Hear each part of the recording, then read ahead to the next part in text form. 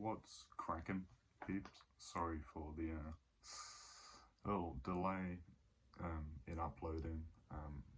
Life, university, shit, and deadlines. You know, they come flooding to the foreground. So I've had to force myself to, you know, sort of prioritize. So unfortunately, but you know, regardless, here I am. You're listening. So we are here. We're here right now. And yeah, the sort of title that I was sort of, you know, attaching to this sort of cluster, sorry for the camera there, this cluster of thoughts is this idea that attention is a moral act, or sort of taking a perspective of attention as a moral act, perhaps like the most primordial one. But I mean, I wrote some stuff down to sort of orient my thoughts. I'm not going to tangenting just yet. I'll say that for later. But yeah, so anyway, I'll just start reading some stuff. I hope it will sound relatively natural. I don't want to sound robotic when I'm reading this stuff. But yeah, it was still. I mean, when I sort of write, it's still very sort of a flow, a riffy sort of thing, and I haven't really edited too much, so it may sound waffly regardless, but I'm waffling now, but I'm going to start. So anyways, so there, haha, I'm butchering my speech, but yeah, I'll leave that in there. Professionalism is not my strong suit. So anyways, there is nothing more primary in our phenomenological experience, I think, than attention.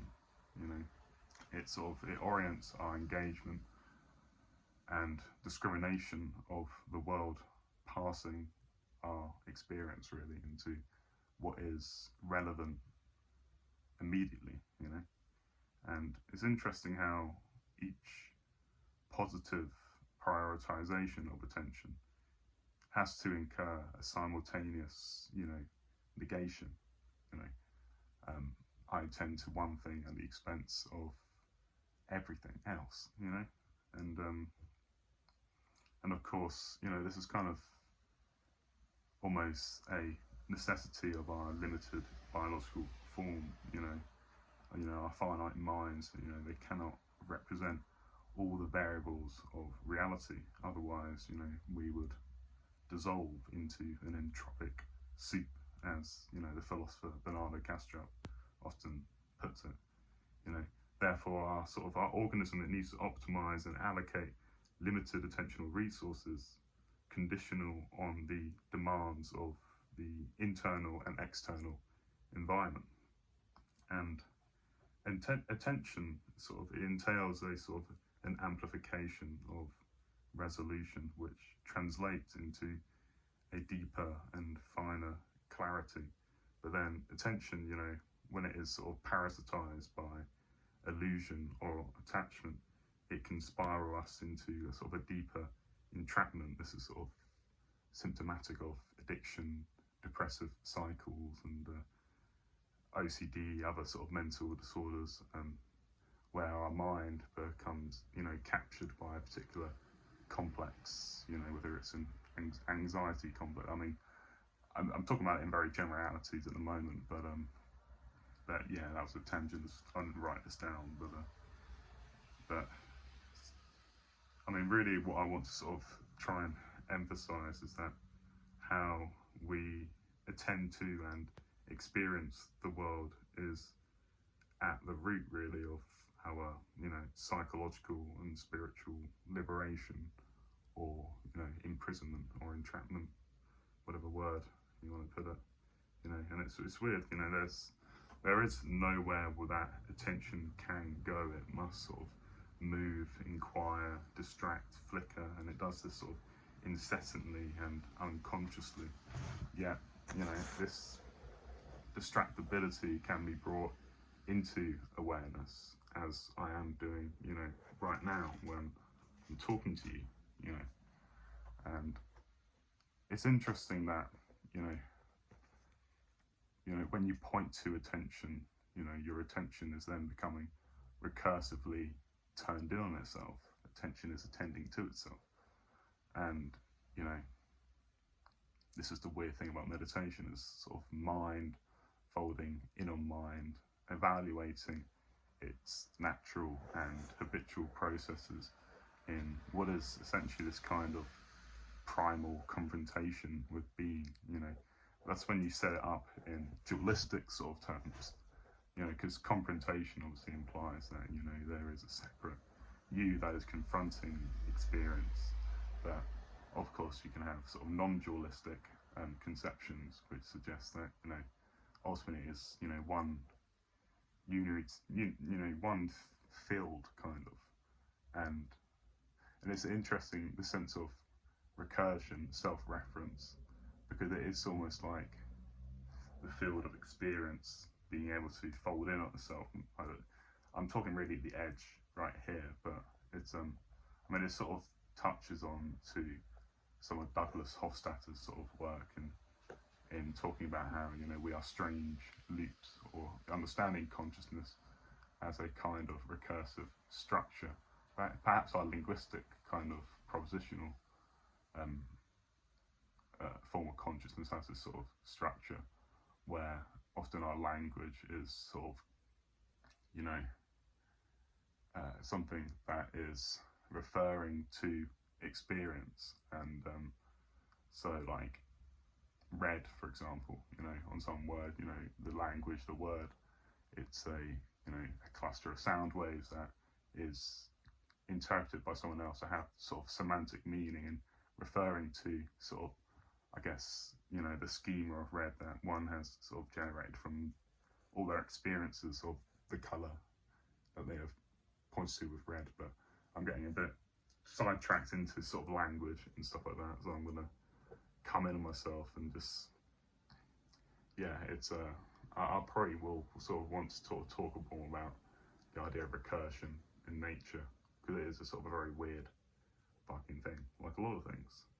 But anyways, talking still with this dualistic framing of, you know, paying attention to present experience as a kind of confrontation, it is sort of reifying, obviously, the separate self, which I think, you know, especially for many sort of, you know, many people who are raised in sort of more individualistic cultures, you know, it's simply, you know, telling them, you know, the no self and, you know, you are integrated, but there's this inherent sort of, you know, aversion to that sort of stuff, as like woo-woo and stuff like that, and not immediately comprehensible, or they do comprehend it, it's kind of in the frame that this is, you know, a form of delusion or derealization or something like that. And so I want to sort of, you know, talk about how, I suppose, yeah, with our experience, you know,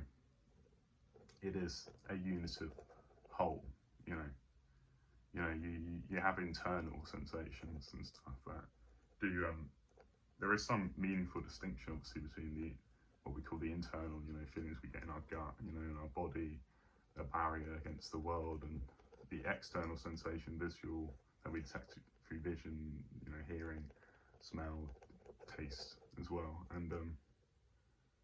And it doesn't, you know, we obviously there's this sort of an intuitive sense that of identifying with the internal, or this collective organism, you know, and seeing the external as not me, you know, not continuous with me. And this is we have a very convincing experience that this is very much the case. And you know, it's only when we have dreams at night when we are confronted with the fact that, you know, oh wow, my brain, my nervous system, devoid of external data, can still, you know, generate a sort of experience of being in the world. Of course, you know, there are differences, like there are certain cues that you can use when in a dream to notice that you're in a dream, for example. So it's like the reality testing is obviously different when your brain is dreaming compared to, when you're wakeful and engaging with consensus reality. But I got sidetracked again.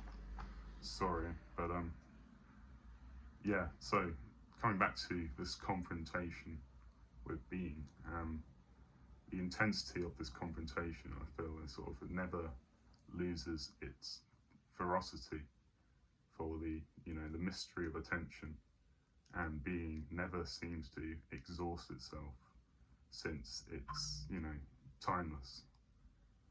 And the egoic conceptual mind can resist this, which can entail a period of psychosomatic resistance and contraction, a descent into egoic clinging, whether to hedonism, sensation, affection. The ego in this sort of, the egoic cling to wholeness is a looking outside of itself, a looking outside for something that's ultimately always going to be an experience, But yeah, I don't want to go too much into how ego relates to our experience, and it's often sort of demonized in spiritual and spiritual discourse, and I'm not immediately sort of convinced that this is a I don't know. I mean, obviously, I'm not attached to any particular sort of idea that I have at the moment, so I may change my views in the future.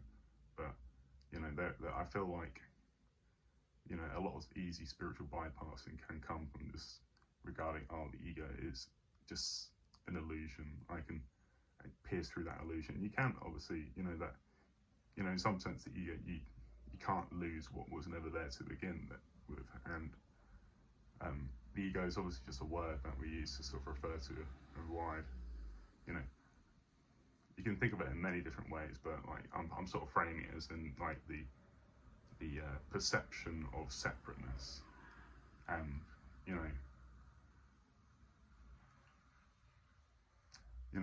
yeah, it's interesting, that perception of separateness. But of course, like, ego is more complex from that. It's also associated with identity structures, goals, passions, traumas, and it's it has a subtle role in, obviously, very important in social cognition with other humans and stuff like that.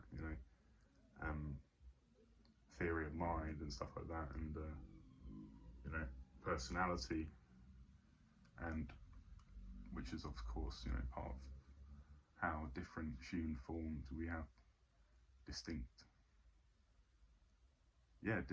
differences, and there's something interesting how your own individual human form is a pattern that will never again obviously emerge in nature, and I guess sort of when I'm talking about it, to sort of to see through this illusion of separateness, it's difficult to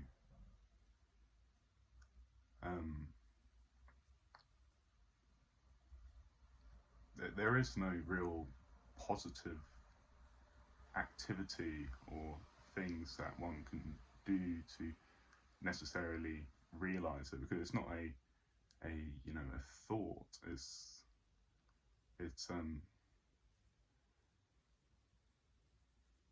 if you sort of scale it back, sort of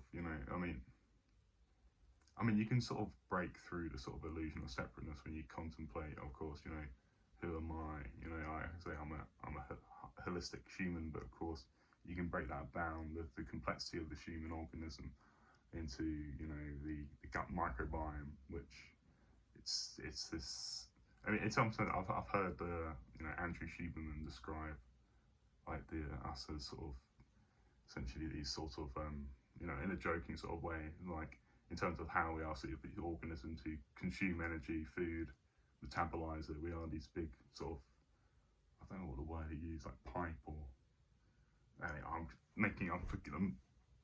Yeah, it basically tubes. I think tubes was the word. Yeah, we are sort of very much like this big tube that leads down and obviously comes out, and our digestion is, central to our sort of our digesting and consumption of food and stuff is central to our interaction with the external world. We forget that what we eat is other precursors for, our, well, they provide the nutritional precursors for our cells and our brain cells and neurons, and which of course are,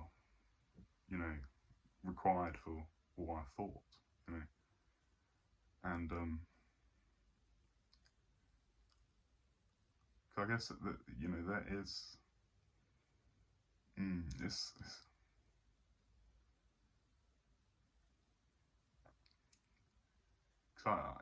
it's it's something that I'm sort of trying to find a sort of a language for giving, for acknowledging how, it does very much seem, obviously we are separate organisms. I can't read everyone else's thoughts and stuff, and yet of course when we inquire into, metaphysics and or general physics, when one inquires into what quantum physics states, well, not states, I'm not saying it like that, what that sort of inquiry into nature when we zoom in on it, the finer sort of scales, does it present us with a world that we can, really separate into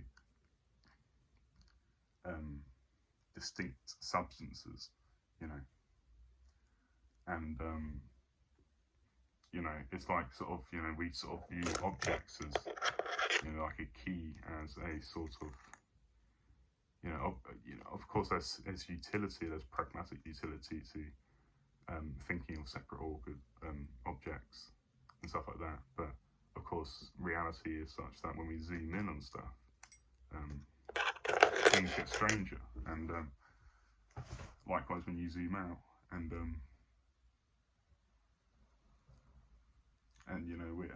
we operate at a medium scale, but medium can only be defined relative to us. And of course, while sort of things appear as they do, seemingly separate objects at a medium sort of scale, it's it's, I think sort of the reason why sort of, because what I'm trying to sort of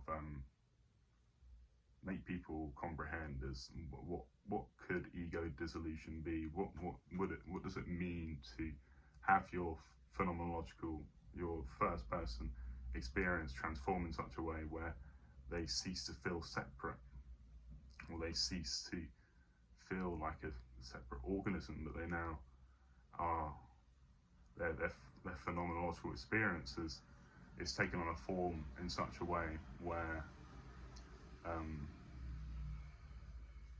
there is no, thought identity structure. There is just isness, or there is just, consciousness without content, or I don't know. I'm still trying to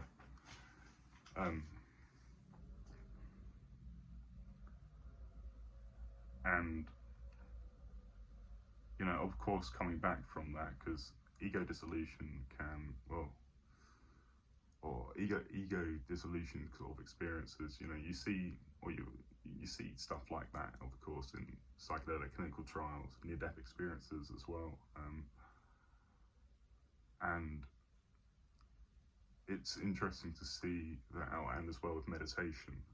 Meditation very much is a set of techniques very much for bringing one into deeper contact with immediate experience, and in that bringing deeper into immediate experience, which is, I suppose, the realist thing that is, there are a set of like natural insights that follow from that process, and I'm not going to go into that there because I'll waffle too much.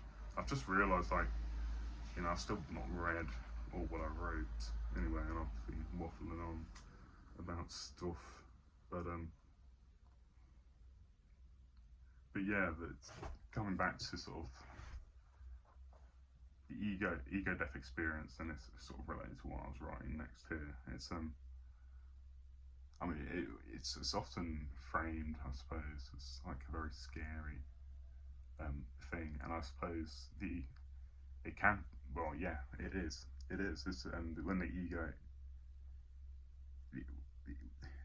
egoic sort of resistance, you know, it can feel like you're dying, kind of, when your experiences of having a body are sort of slowly melting away or taking on a different novel, you know, and of course, you know, many psychedelics are not physiologically toxic at all, so this is very much sort of an experience, a subjective experience, and of course, like, the advice is always to sit with the experience, to not exert a sort of a willful effort to change it, but rather it's more of a passive inaction, you know, that is, you know, allowing it to come. And if anything, one thing about psychedelics is that, you know, and like the experience in general, is that it is all impermanent. It is always going to change, and the psychedelics, that your mental state can change very quickly, and from feelings of bliss to feelings of anxiety, and, you know, conversely. And I think it's sort of the attitude that I found is, and this is the same with meditation, because I would like to sort of make explicit is that meditation is not a sort of an easy activity, or even necessarily going to be a blissful activity that's going to get you high and chilled out. You know, it is sitting with yourself, and you know, some people, depending on your relationship to your mind, meditation may exacerbate certain issues and stuff like that, and you know, whilst meditation is it's extremely helpful, it's not a easy path, you know, to truly, like, just sit with yourself, because when you do that, there's a recognition of the sort of that you're staring at, well, it's, especially when the sense of in what's called like a non-dual experience, if I can use that as, when it is sort of, there is just wordlessness, or the void, as maybe it is, emptiness, which all sound like very scary terms, but it's more sort of pointing to that, at like at the you know, the foundation of our experience. Really, there is no real like property we could ascribe to it. You know, it seems to transcend all our you know, it seems to transcend anything we sort of try and apply to it. And I guess maybe like the closest word I found is like just isness, you know, that it just is. And you know, it's I'm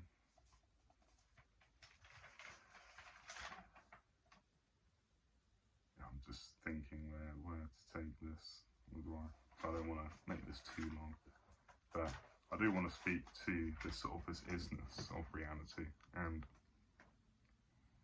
you know, I want to say that, you know, my use of this word isness is performing a role as a, you know, a pointer that invites the listener to inquire themselves as to what this isness refers to. You know, I think that the isness of reality, it's sort of intuitively perceived,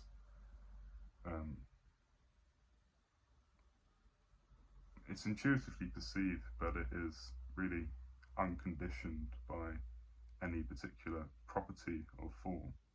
You know, it's like this, the emergence of form presupposes isness. You know, my perceptions, they can change constantly from moment to moment, but stringing each experience together with all their plurality of form and sensation and colour, you know, is this timeless isness.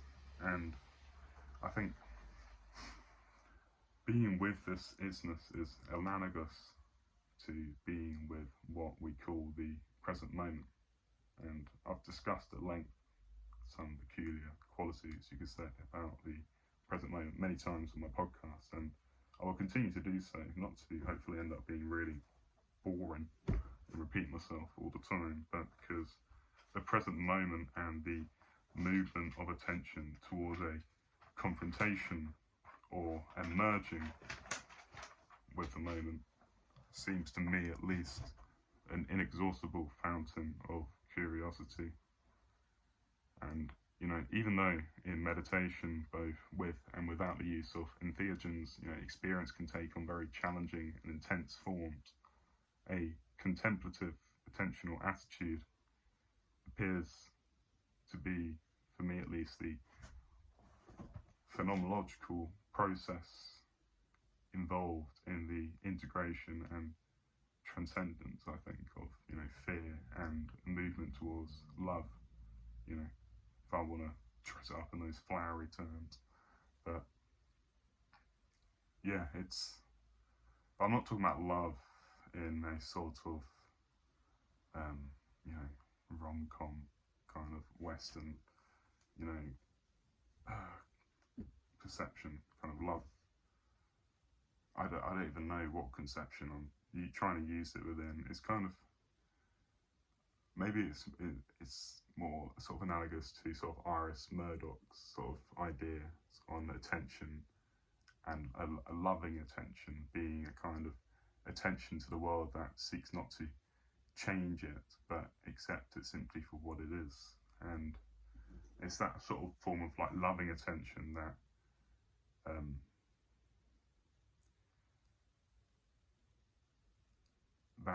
it seems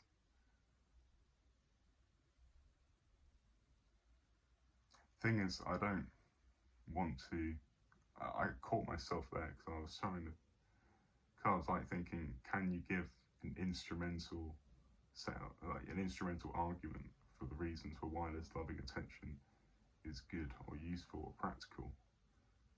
And is that sort of even an appropriate attitude to have towards this loving attention? Or this attention, yeah, this unconditioned attention, maybe you want to put it that way. Because you know, when we come to the world with a certain egoic frame, which is somehow, I think, subtly or maybe more explicit in an organism, you know, attention is conditioned often to try and change the world, or change the world towards some, you know, certain goals and stuff. But because like I don't want, because sometimes when you sort of use a sort of attention, yeah, how do you? It can sort of seem almost too passive, as though sort of you can almost become too detached. Maybe that's sort of a misinterpretation. Because I don't think like, I mean, I don't think I personally exist. You know, I haven't cultivated this loving attention as a sort of a foundational aspect of my being, or maybe, or rather, it is, and I can sort of glimpse it easier with less friction, because it's almost like a knowing that can't be unknown, you know. And even still, even if you know, you get caught in distraction and illusion and stuff, attention can almost come to return to that sort of space where you're just sitting with what is, and maybe it's quite boring, uncomfortable, but then you're there just waiting for what comes next, you know, and you become the sort of vessel for nature to flow through you and all that jazz. Right, I've been talking loads. 30 minutes, that'll do. Alright, hope you enjoy, have a pleasurable rest of your day, and yeah, I don't know what else to say. Sometimes I just run out of things to say. Alright, see you later.